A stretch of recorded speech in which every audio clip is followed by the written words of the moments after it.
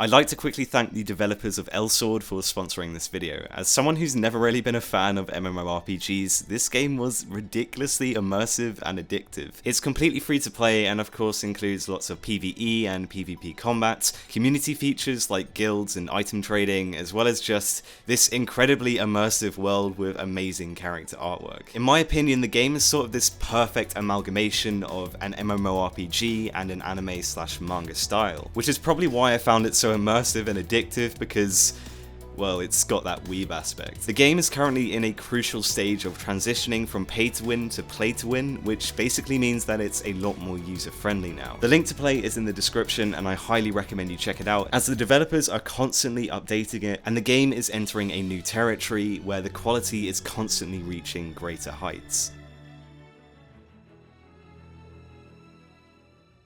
In 2014, the men's culture magazine BRUTUS had an interview with Isayama, and during this discussion, he was asked the question: the most popular character is Captain Levi.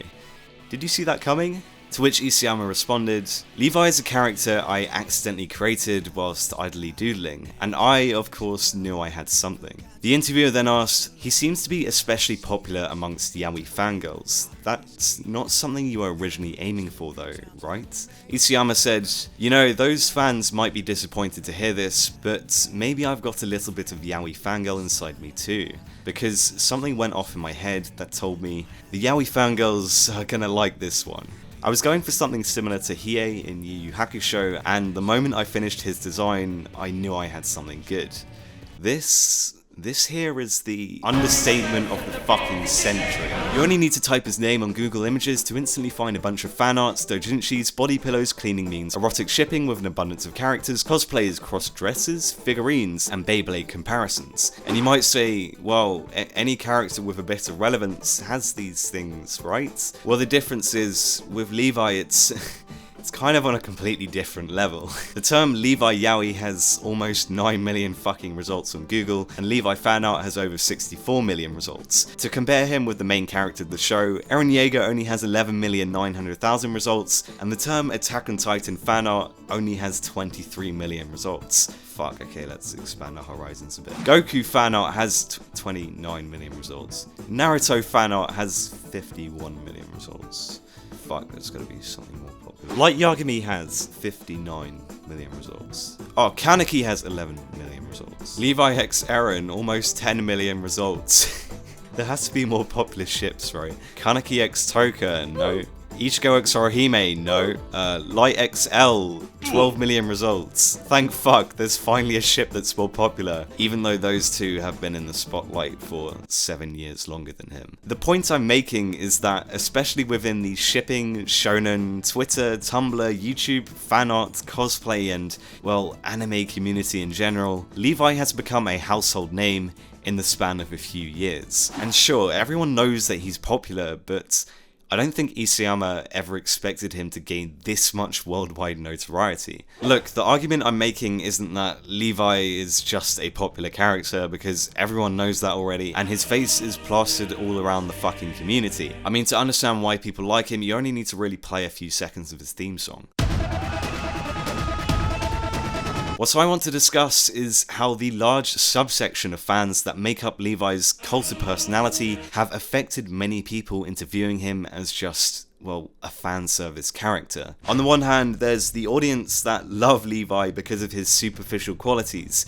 He's a typical badass warrior, looks cool, is confident, memeable, and of course, shippable. And on the other hand, you have people who dislike his character for those very reasons. They believe his role in the story is no more than fan service, that he has little characterization or doesn't contribute to the themes in the narrative, that he ruins the tensions in fights because he's too unrealistic and strong, that he's a character designed specifically to cater to what's popular in the community, and that there's no real depth to him. I've noticed a large chunk of people dislike his character over the years purely because of the vocal subsection in the community that love him. In order to get a bit of quantitative data on how people perceive him, I started a poll on Twitter asking, be honest, is Levi just a fan service character? A large chunk of my Twitter followers are already avid fans of Attack on Titan, so I expected their opinions to be more biased and heavily one-sided in favour of Levi having more to his character. I predicted a split of 90-10, but I was honestly surprised to see that 36% of people see Levi as just a fanservice character. Obviously, my poll on Twitter doesn't represent the views of the entire community,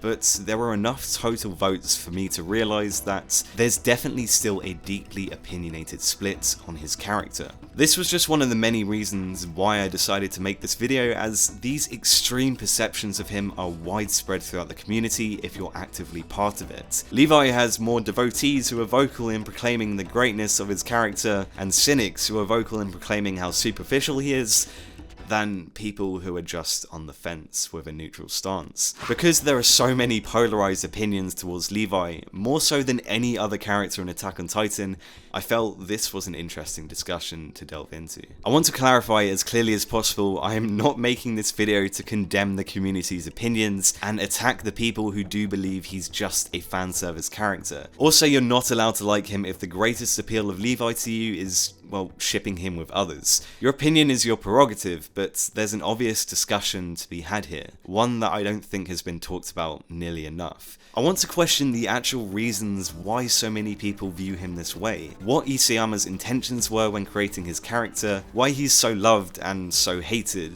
why I believe his value in Attack on Titan is crucial, and, of course, why Levi isn't just fanservice.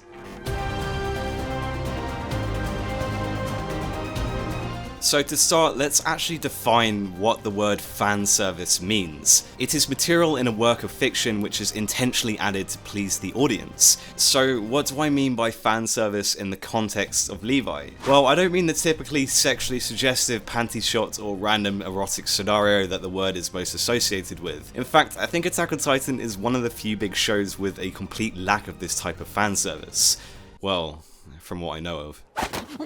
From watching the show, we do know that his Beyblade skills are buffed to the point where he's the best fighter in the series at hacking away titans. I mean, he hacks at them really well. I guess you could say he's a hacker man. Don't talk shit about Attack on Titan. It's a really good show. This kind of notably OP character is prevalent throughout an abundance of anime, and they're almost always the most popular ones in their respective series. People like the cold, reserved, and typical badass character who never smiles, like Kenshiro, Guts, Jotaro, and, well, even in Attack on Titan we already had Mikasa who filled that role. In addition, we have his entire design, which Isayama himself stated would most likely be popular in the Yaoi community when he created it. His lean, muscular build mixed with his calm, expressionless face are all physical characteristics that are, to put very lightly, are well liked by Fujoshis. Then we have his character quirks, the fact he always looks intimidating whilst only being a 5'2" manlet. The fact that he's a clean freak gives him his own little bit of uniqueness that separates him from the main cast. These little quirks of his are easily memeable, which was definitely a reason why his popularity gained traction. Finally, there's the fact that he's relatively easy to ship with a lot of people. I've never necessarily been an avid fan of shipping fictional characters that I like together, but it's pretty evident why Levi's so popular in this department. The entire dominatrix thing people infer he has with Eren, as well as being an undoubtedly loyal follower of Erwin, means that, well, it doesn't take a lot of fucking imagination to think of erotic scenarios. This guy basically contains every characteristic that makes an anime character, well, popular, and it's for this exact reason he's gotten a lot of criticism, as people believe the sole purpose of his character was to simply pander to what's popular in the community. Rather than being a well-written, developed, and integral character in the story to serve the plot, instead there's a criticism that he was written in the story to serve the fans. Hence why there's this notorious perception, mainly brought about by his massive cult of personality, that people think he's shallow, overrated, and no more than fanservice. This is something that I fundamentally fucking disagree with. I find it interesting how these perceptions of his character are brought about entirely by the community. It's not Levi himself that most of these people have an issue with, it's his massive fanbase and cult of personality. This resentment can happen in all forms of media, where people's perceptions can be distorted due to the fanbase surrounding a piece of art. Whether it's the extreme toxicity, aggressiveness, obnoxiousness, or depravity that surrounds it, A fanbase can almost always alter your opinion on a piece of media. This means that a lot of people aren't judging Levi based on his own merits, but instead through a toxic lens of extreme popularity. Not many people judge him without these inherent biases. Not many people actually look at Levi, well, as Levi. Many people easily ignore his development, his motivations, his hardships, his sacrifices, and his extremely important value and impact on the series as a whole. Many people dislike him because he's too perfect, when in reality the entire point of his character is to challenge the notion of perfection.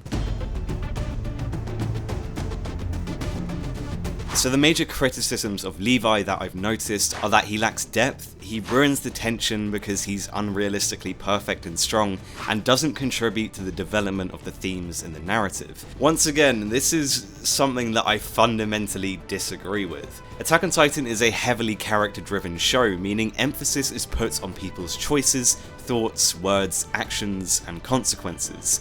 And Levi is no exception, where it's evident that his choices and actions are paramount to the narrative. There have been numerous occasions where Levi had the choice of either sacrificing his personal pride to work with his comrades, or working independently to fulfill his goals out of selfishness. And throughout the series, he has constantly made the wrong choice.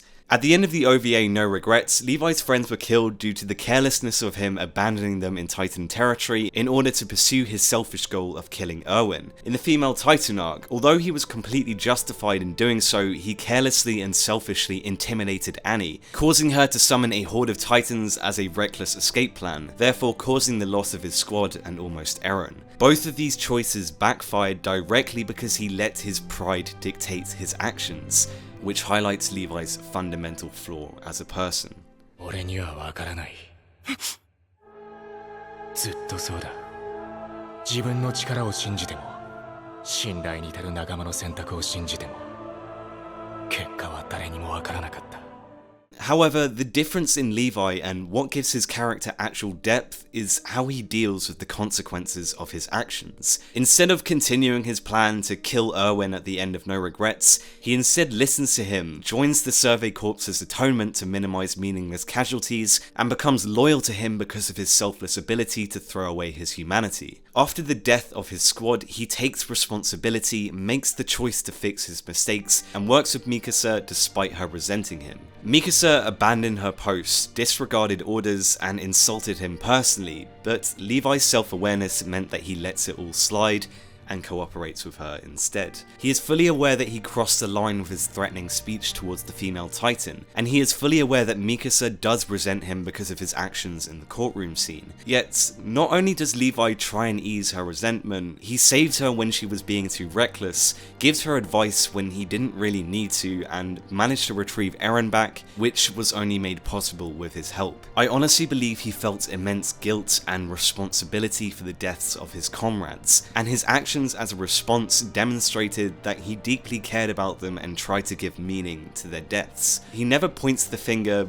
blames, or disciplines Eren and Mikasa. He simply gives them advice and tells them to learn from their mistakes. And this represents Levi as a character. Throughout the series, he never makes any grand speeches, but rather he takes in the knowledge and adjusts his actions accordingly. I think what Isayama was trying to say when writing these scenes is that it's impossible to fully know or arrogantly believe you know what the outcome of a situation may be. Therefore, the most heroic mindset you can adopt is the willingness to learn, the ability to adapt to a situation, and most importantly, the pragmatism to throw your pride away and work efficiently towards a goal. Levi was shown to be capable of doing all these things, hence why he's one of the most important characters in reinforcing the show's themes of sacrifice, selflessness, and heroism. Levi is in no way an unrealistically perfect character that his cynics may suggest. He is deeply flawed as a person who time and time again has been shown to make the wrong decision. He fails to save his friends, he regrets his choices, he gets hurt, he gets sidelined, and isn't there when people need him the most. Is he bad because of his flaws? Well, no, because every single character of the show has their own individual weaknesses, just like humans do. This just puts realism into a story where humanity is at its brink of destruction and people are just trying to survive. ペトラの父です。娘に見つかる前に話していことが。娘が手紙をよこしましてね。腕を見込まれてあなたに仕えることになったとか、あなたに全てを捧げるつもりだとか。まあ親の気苦労も知らねえでほけて嫌がるわけですわ。そのまあ父親としてはですね、嫁に出すにはまだ早いかなと思うわけです。あいつもまだ若いし、これからいろんなことが。One of the biggest questions in Shingeki no Kyojin is whether death is meaningless or not. It's asked countless times throughout the entirety of the story. Isayama has created a cruel world where loss, misery, and nihilism are in abundance, which eventually shapes every character into having a more negative perception of the world around them. Countless times we see even the strongest-willed people lose hope, disregard the value of human life, and act purely for their selfish desires. The Titans were seen as an inescapable and unbeatable form of carnage. At the beginning of the series, the average death rate of a Survey Corps expedition was over 30%, with the breach of Shiganshina resulting in 10,000 initial deaths, and the mission to retake Wall Maria leading to over 250,000 deaths. And I mean, so far in the story there have been 176 named characters who have died, and that's considerably higher than most other works of fiction, being compared to that of Berserk and Game of Thrones. And what greater form of meaningless to one's life is there than throwing hundreds of thousands of people to man-eating monsters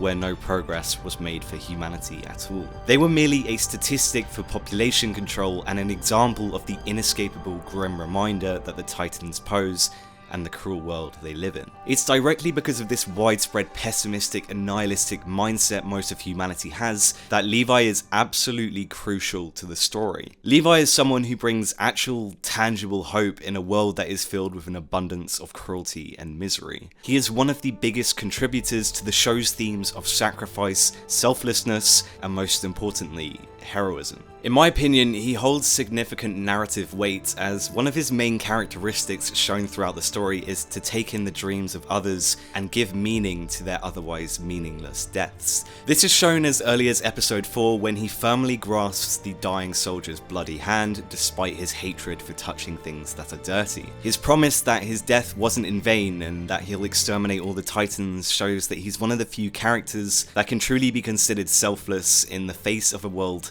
where most follow their selfish desires. He attempts to give meaning to the deaths of Furlan and Isabel by getting revenge on the Titan that killed them and joining the Survey Corps as atonement. He even tries to console Dieter in episode 22 by handing him his dead friend's Scout Regiment badge. Levi 兵長、自分はこれが奴らの生きた証だ。俺にとってはな。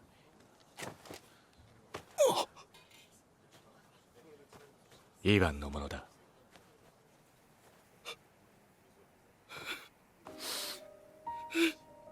兵長。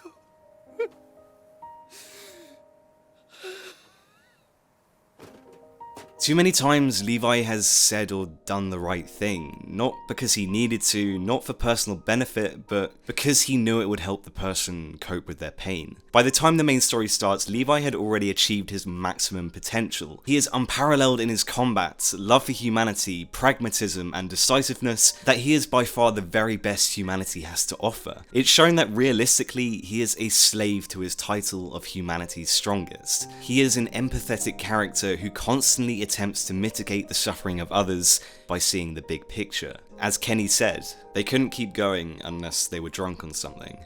They were all slaves to something. What are you, a hero? Despite Levi not being fond of the title given to him, it's in his nature to take on the impossible task of being humanity's hero, to look at the bigger picture and do what needs to be done to prevent the extinction of his race. To him, the ends justify the means. Therefore, Levi's role in the story is a vital one. He is a shining beacon of hope in a world filled with misery and cynicism, and one of the few people in the series who selflessly devotes himself for humanity's salvation. The mindset that Levi is simply a character made to be a crowd pleaser with little to no characterization particularly irks me because there are genuine reasons for all his personality traits, characteristics, and actions that are contextualized and interwoven into the story. The The reason why it's not in his nature to accept meaningless deaths is because his life has been filled with them for as long as he can remember. His mother died when he was a child. The close friends he grew up with, Furlan and Isabel, he believes were killed because of his recklessness. He's had to say goodbye to his entire squad and countless amounts of comrades during his time in the Survey Corps. By staying alive and fighting in their stead, he wants to make their deaths mean something. And if that isn't heroic, then I really don't know what is. Another example is his subtle characterization of being obsessed with cleanliness because he came from the underground, and as a child he was at the verge of death covered in filth. His strange, intimidating yet awkward communication style is a direct result of his underground upbringing. You can see in chapter 53, pages 14 to 16, that Levi finds it difficult to articulate and communicate to others how he sees the big picture, hence why he needs Hanji there to explain what he means. Unlike pretty much every character of the main cast, Levi never makes large, grandiose speeches on his morality, dreams, or hardships. He is a character that has simply been built to speak through actions rather than words. When backed into a corner, rather than being a diplomat like Hanji or Erwin, he always turns to violence or intimidation as he sees it as the quickest and most effective way to gain a response. I think chapter 56 is perfect in understanding Levi's character beyond the surface level, and just how much he sucks at communication without Hanji. He never tells Historia before the meeting about how she needs to take on the role of becoming the queen, and therefore he says, "Not too many people would have the nerve to look you back in the eye and say sure, but that doesn't matter, do it."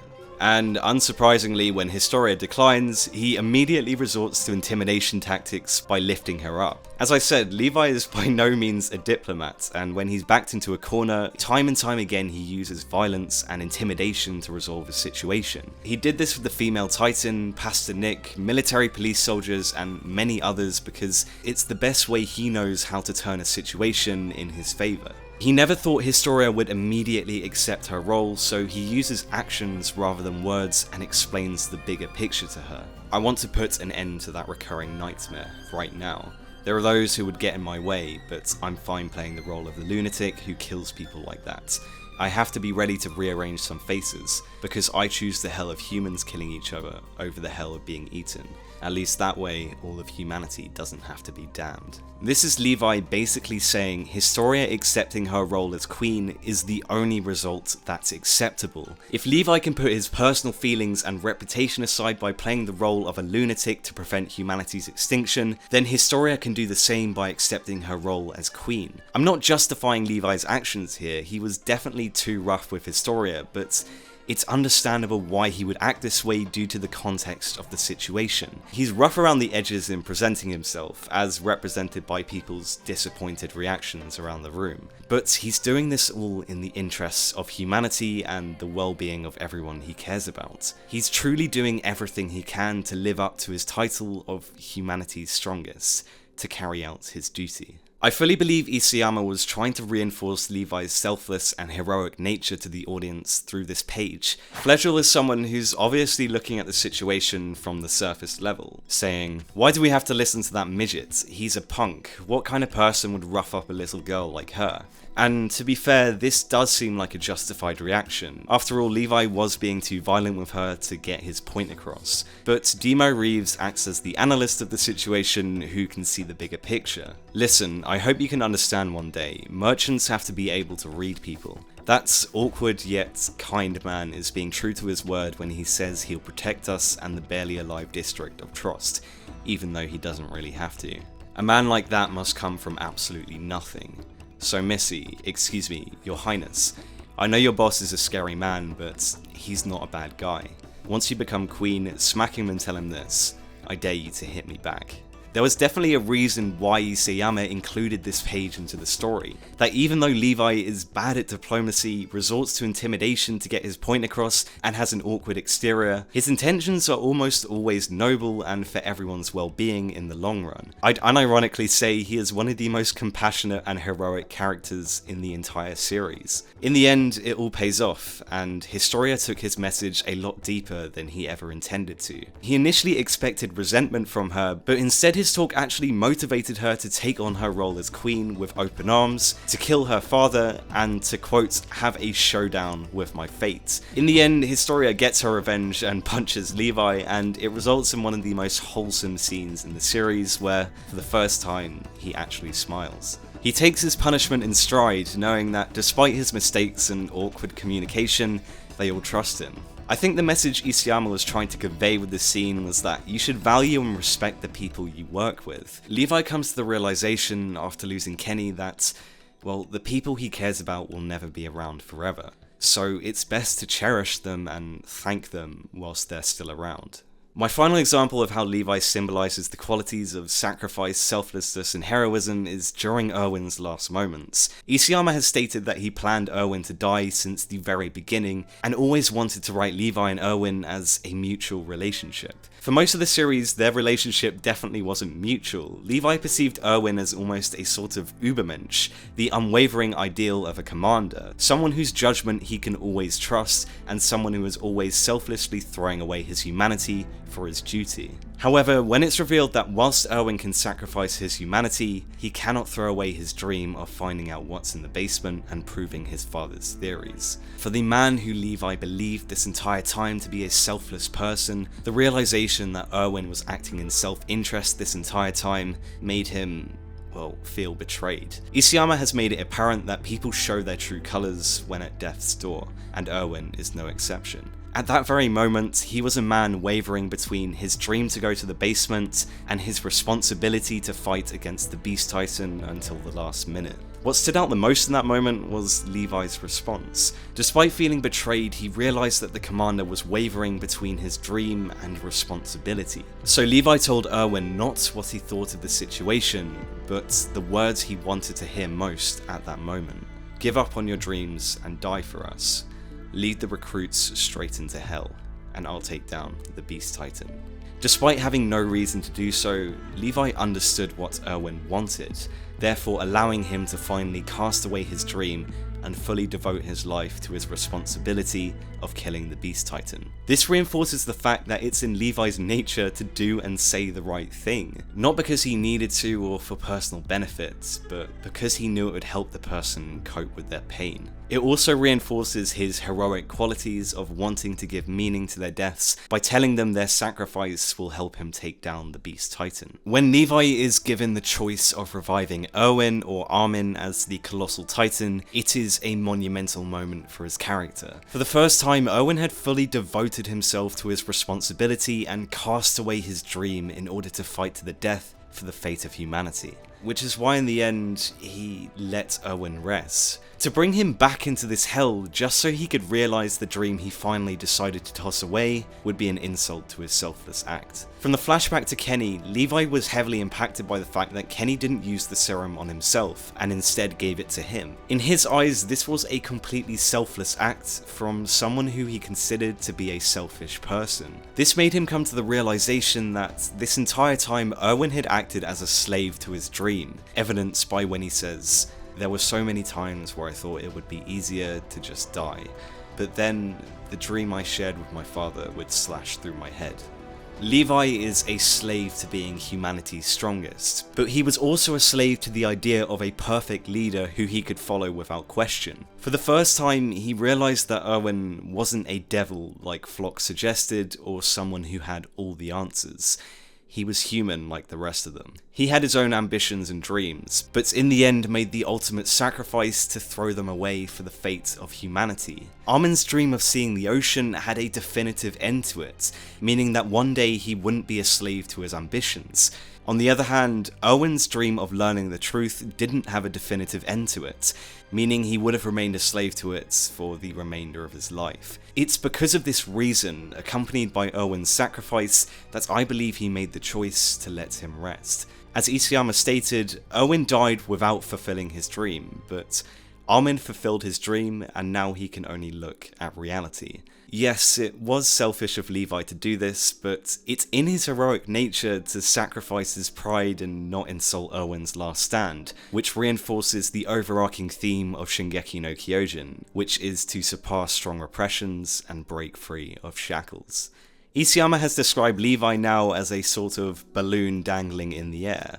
After staying with Erwin until his last minute, he feels as if he's pretty much accomplished everything he needed to, besides from killing the Beast Titan. Whilst he has a sense of freedom now, he is also kind of directionless. I would be lying to myself if I didn't say that Levi has lost a lot of his thematic and narrative relevance now that the story has expanded into the Mali arc. I've seen the question, wait, why is Levi still in the story? What is he going to do from now on? Thrown around quite a lot. It's kind of difficult to say, but as long as he acts as a caretaker for Zeke, who I still believe is shady as fuck, and there are still mysteries surrounding the Ackerman clan, then he's still relevant to the narrative in my opinion. One thing that I've noticed is that he's developed Erwin's sense of understanding, awareness and restraint in tense situations. He's no diplomat, as evidenced by chapter 105 when he hits Eren in the face, and his kind words to Zeke. But he's also definitely undergone some subtle character development. When he looks at Eren on the airship, you can really see the pain in his eyes. He definitely remembers his younger self from the underground, starving, dirty and dying, and it pains him to see that this persona is reflected onto Eren. However, the fact that he's allowed himself to work with the enemy and follow Zeke's plan of bringing him to Paradis, rather than fulfilling his selfish ambitions of getting revenge, shows that he's able to see the bigger picture. I'm sure there are plenty of directions Isayama can take his character in the future of the series, and I myself am very excited to see what's to come. In conclusion, did a video on Levi warrant 5,378 fucking words?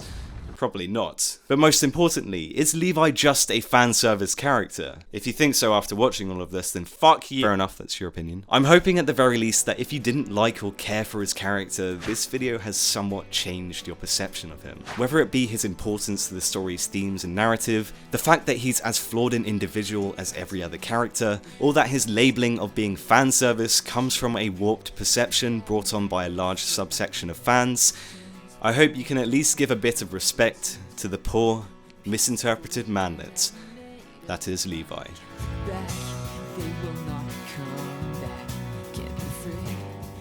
Finally, I'd like to give a massive thank you to all the amazing people on Patreon who have supported my channel and, helped make videos of this length actually possible. In particular, I'd like to thank H2 Maths, who has an analysis channel that I'll link in the description that you should definitely check out. He works really hard and definitely deserves more exposure. Death the Sage, who recently increased his pledge and is a massive legend, whose Twitter I will link in the description for you to check out. Fireshade, who has supported me since pretty much the very beginning and is currently writing a book that you should definitely check out. I'll link that in the description, as well as his Twitter and YouTube channel. And finally, Big_Wits, who is just all around a massive legend, and I know you're watching this, so I just want to say good luck on your training, mate. As always, if you're interested in supporting the channel so I can make more videos like this, or want me to shout out pretty much anything you want me to, then consider pledging to my Patreon.